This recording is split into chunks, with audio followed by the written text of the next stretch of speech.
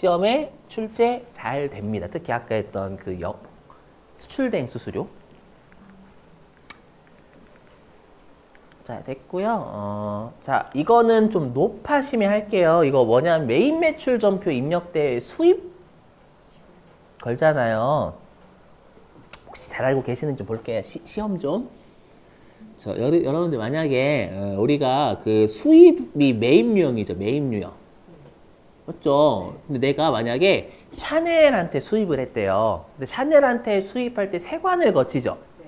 그러면 내가 수입할 때 거래처 걸 때는 샤넬 걸어요? 세관장 걸어요? 응? 세관? 자, 할게요. 자, 할게요. 해야 되겠다. 왜냐면 낚시하거든요. 수입 어렵게 내면 세관하고요. 외국에 있는 판매자를 같이 줘버려요. 알죠? 해볼게요. 여기 보시면. 자, 여러분들 아마 배우셨겠지만 우리가 소비지국 과세 원칙이에요. 맞죠? 그럼 소비하는 국가다라는 건 우리나라가 수입하면 우리나라에서 부가가치세가 무조건 10% 과세가 됩니다. 외국은 영세율이 되는 거고. 그래서 여기 A가 샤넬이라고 생각하세요. A가 샤넬이고요. 요 값이 샤넬한테 명품을 수입해서 파는 뭐 현대백화점? 현대백화점 파나 명품? 아, 팔아요? 죄송해요. 제가 안 가봐가지고 잘 명품 몰라요. 내가 명품이야. 난 내가 명품이라고 생각합니다. 미친놈이죠? 그렇죠. 죄송해요. 드립 너무 심각했다. 현대백화점이라 해볼게요. 값이 현대백화점. 자, 근데 현대백화점이 이번에 샤넬한테 샤넬 가방을 1,000원에 주고 수입을 해요. 그렇죠? 수입을 하는데 그러면 당연히 우리가 부가가치세는 우리나라 세무서에서 거쳐야 되고요. 근데 실제로 그럼 당연히 현대백화점이 내야 되는 거 맞아요? 왜냐면 부가가치세는 원칙적으로 판매자가 구매자한테 받아서 내야 되거든요. 됐죠? 그러면 FM대로 하면은요. 샤넬이 현대백화점한테 1,000원에 팔 때 현대백화점한테 1,000원에다가 부가가치세 100원까지 걷어가지고요. 1,000원은 본인이 먹고 100원은 우리나라 세무서에 내줘야 돼요. 맞죠? 자기 나라는 세무서에서 영세율이 적용되잖아요, 여러분들. 이해되세요? 자, 내요, 안 내요? 샤넬이 우리나라 세무서에 부가세를 내야 안 내요? 그렇죠. 낸다라는 보장이 거의 없어요. 맞죠? 생각해보세요. 그럼 다른 나라에서 세금 내라라고 하면 잘 낼 사람 없어요. 아니, 여러분 일본에서 세금 내라고 해봐요. 대한독립만 해봐 보겠죠, 여러분들. 무시무시. 알죠? 그럼 부가가치니까 이렇게 돼 있어요. 우리가 재화의 수입은 이렇게 돼 있습니다. 우리가 외국에 있는 판매자가 부가가치세를 우리가 납부할 여건이 되지 않는다라고 돼 있어요. 아시죠? 그러면 누구를 속된 말로 족치면 돼 이제? 거꾸로 현대백화점을 족치면 돼요. 그렇죠? 그래서 현대백화점한테 이렇게 얘기하면 되겠죠. 자, 현대백화점아, 샤넬이 100원 안 낸다? 나쁘지? 죄송해요, 나쁘지? 예, 나쁘니까 네가 내야 되겠다. 그렇죠? 그래서 현대백화점 네가 샤넬한테 1,000원의 가방을 수입할 때 얘한테는 1,000원만 줘라. 그리고 나머지 100원은 네가 가지고 있다가 우리 세무서에 내줘라고 하는 거예요. 이해되세요? 왜 이렇게 해야 되는지? 근데 현대백화점이 낸다라는 보장도 없어요. 100%. 맞죠? 현대백화점 귀찮은데요? 맞죠? 원래 A가 내야 되는 건데 왜 저희가 내요? 귀찮아요. 안 할 거예요. 귀찮아 이럴 수 있잖아요.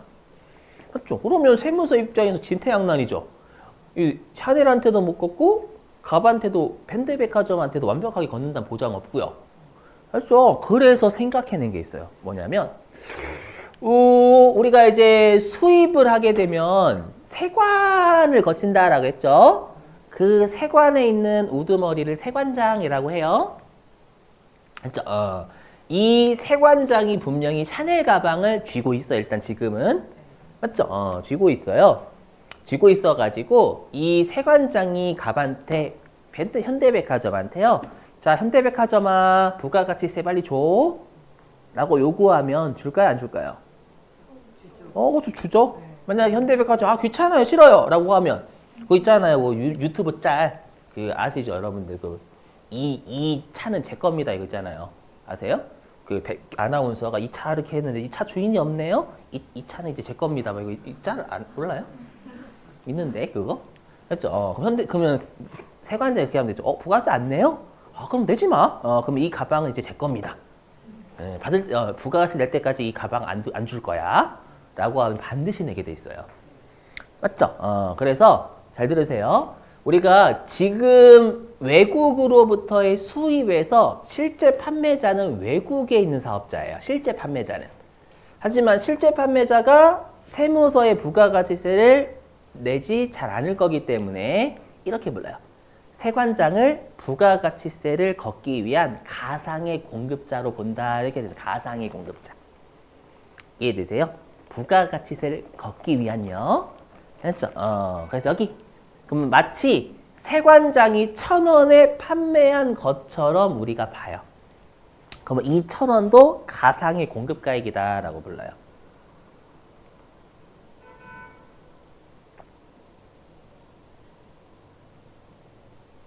그러니까 부가가치세를 걷기 위해서 세관장이 1,000원에 판 것처럼 보는 거예요. 그래서 나중에 수입을 걸게 되면 이 1,000원을 입력할 때 컴퓨터가 1,000원 인식을 안 합니다. 왜냐하면 이 1,000원이 세관장의 실제 매출액이 아니다라는 걸 인지를 하는 거예요. 프로그램이. 그래서 뭐냐면 갑한테 100원만 걷어요.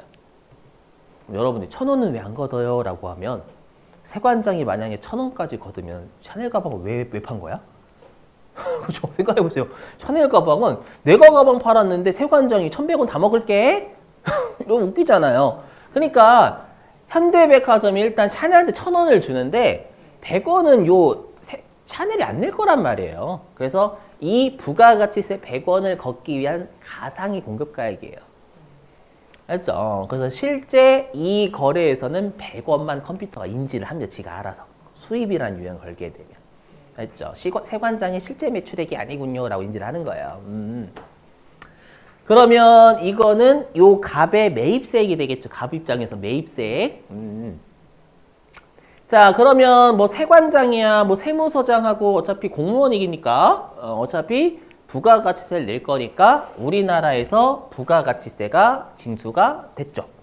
그럼 질문입니다. 그러면 갑의 매입세액이잖아요. 그럼 갑의 매입세액 부담했으니까 공제가 되냐, 공제가 되지 않냐 따져야 되거든요. 그러면 요 현대백화점의 매입세액은 공제될까요, 안 될까요? 됩니다. 만약에 사업자면 돼요. 사업자면 되는데 여러분들이면 안 됩니다. 소비자만 안 돼요. 소비자도 매입할 때 내야 됩니다. 수입할 때는. 여러분들이 왜요? 전 사업자라고 배웠다라고 했는데 우리나라에서 부가가치 무조건 거쳐야 돼요. 수입이면. 그럼 소비자가 수입한다고 해서 안 거두면 어떻게 되는 거예요? 그럼 소비지고 과세원칙이 안 되는 거예요, 여러분들. 그래서 우리가 납세 의무자가 사업자인 건 국내 거래일 때 얘기하는 겁니다. 국내 거래일 때. 조심해야 돼. 그것도 문제 냅니다. 막 시험에 잘 내는 게 또 있어요. 여러분들. 시험에. 국가 납세 의무자야 아니에요? 맞아요. 그렇죠. 조심하시고. 그 다음에 어떻게 장난치냐면 우리가 사업자여야지만 납세 의무가 있다. 그럼 틀린 겁니다. 수입은 여러분들도 해야 돼요. 그 다음에 질문. 우리 용역의 수입 과세해야 하네. 용역의 수입.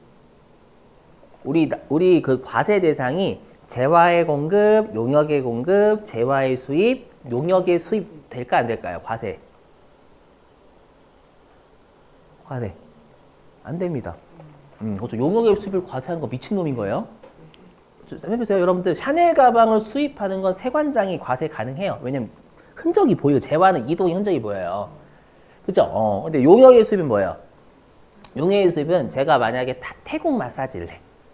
근데 태국에 있는 마사지 하시는 분을 한 두 분을 초빙을 한 거야. 정말로. 근데 세관장이 보니까 한 분은 마사지를 잘하게 생겼거든요. 그래서 오세요. 과세 드릴 거예요. 이렇게 하면 세관장은 점을 봐야죠. 이해되죠? 그래서 용역은 이동의 흔적이 없어가지고 용역에 쓰면 과세 못합니다. 네. 되세요? 그러면 우리가 부가가치세가 우리나라에서 안 거쳤죠? 안 거쳤지만 언제 거쳐요? 항상 소비자가 다 내요, 무조건. 그래서 현대백화점이 소비자한테 팔면 그때 부가가치세가 징수가 됩니다. 맞죠? 왜냐하면 소비자는 못 돌려받잖아요. 맞죠? 그래서 여기에는 소비자한테 파는 게 생략이 돼 있는 거예요. 현대백화점이.